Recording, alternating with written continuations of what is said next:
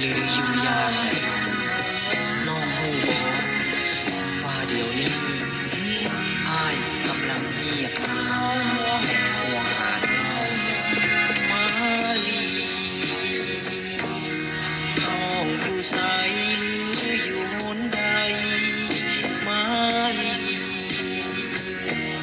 อ้ายควรหาน้องอยู่ทุกวันสุขสันต์เศร้าโศกีน้องดีหรือใดยอดดวงใจเจ้าบอกว่า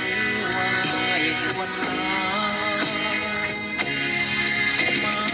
ลีอ้ายเฝ้าห่วงน้องเพียงผู้เดียวมาลี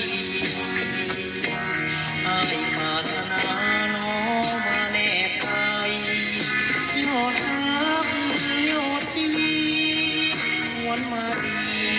อ้ายห่วงหาดวงแก้ว